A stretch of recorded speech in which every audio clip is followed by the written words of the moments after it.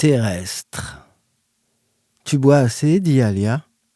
Ça va, ça suffit, dit Pic. Dans la petite maison aux volets fermés, le couple est entouré de cartons de nourriture et de produits ménagers. Une petite trappe s'ouvre et une nouvelle boîte est introduite dans la pièce. « Concentrez-vous », dit une voix à travers les haut-parleurs. Alia scrute Pic, qui s'assied sur son siège. Elle fait de même, et ils enfilent un casque de réalité virtuelle. Défilent alors devant elle des produits sur lesquels elle doit cliquer pour donner son avis. Au bout de quelques articles, on lui demande de répondre à une question de politique intérieure. Pensez-vous que l'on devrait faire l'école aux enfants en ligne ? Vous avez 30 secondes pour choisir. Le signal sonore de la fin retentit. C'est fini. Nous considérons que vous êtes d'accord, puisque vous n'avez pas répondu. C'est que vous acquiescez. Vous avez le droit de profiter de tous vos produits maintenant, jusqu'aux prochaines publications, dit la voix. C'est ainsi que la journée de Pic et Alia se déroule et se termine.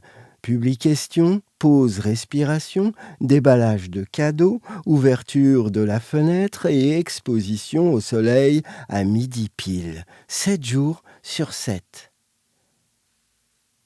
Alia, tu dors ? Demande Pic. Non, je me demande ce qu'il y a dehors, répond Alia. Elle est allongée dans un lit, une place, à 1 mètre à peine de celui de Pic. C'est dommage, avec les journées qu'on fait, on n'a pas le temps de sortir, dit Pic. Tu ne penses pas que c'est parce qu'on a peur, dit Alia. Pic se tourne du côté du mur. Alia s'assied sur le bord de son lit. Je vais poser mon pied sur la moquette, dit Alia en souriant. Tu es sûr ? Ils vont nous mettre en mode procréation. C'est ce que tu veux ? Sourit Pic. Alia retire son pied. Elle regarde sous la porte, puis se tourne vers la fenêtre. Tu penses à eux quelquefois ? Demande Pic.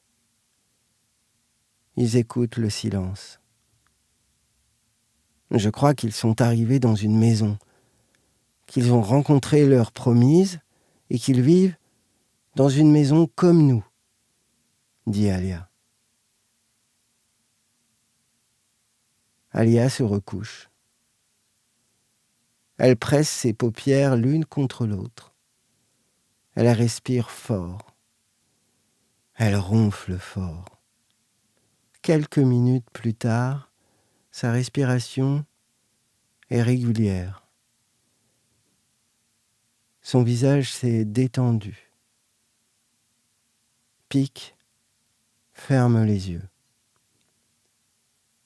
Le lendemain, Pic et Alia sont de nouveau assis, leur casque sur la tête. Tout à coup, ils se lèvent dans un même mouvement et se dirigent vers la porte. « Mes enfants, voyons, retournez à vos tâches et vous aurez un tas de cadeaux jusqu'à la fin de vos jours. N'est-ce pas ce que vous voulez ? Vous pouvez avoir tout ce que vous désirez ici. Il n'y a rien pour vous dehors, dit une voix venant des haut-parleurs. C'est pourtant ce qu'ils aiment, les jouets, pas vrai ?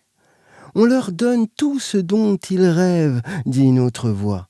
On fabrique les jouets les plus modernes, résonne une troisième voix. Le couple franchit le seuil et sort de la maison. Ils sont immédiatement éblouis par la lumière du soleil et titubent.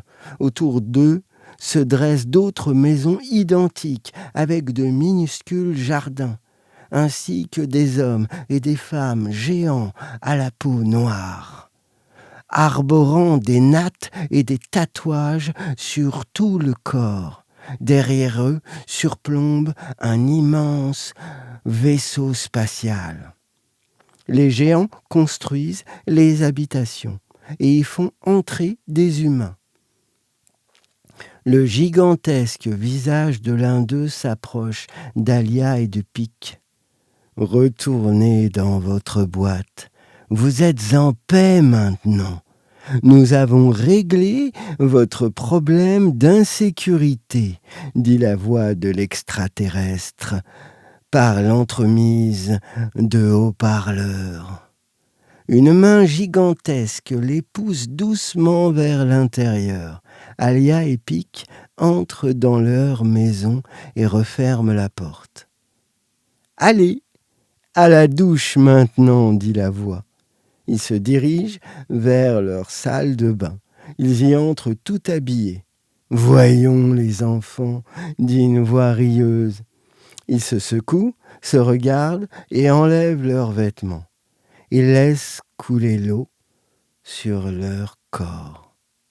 Puis, ils enjambent leur habit resté au sol, ils ouvrent un tiroir et en retirent une tenue de sport qu'ils enfilent calmement.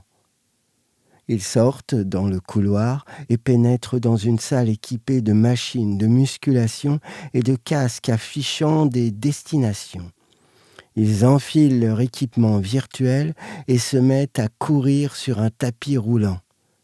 Dans leur visière défilent des paysages, des montagnes, des forêts, des rues, des stades, et toujours le même message qui clignote. « Je suis en paix.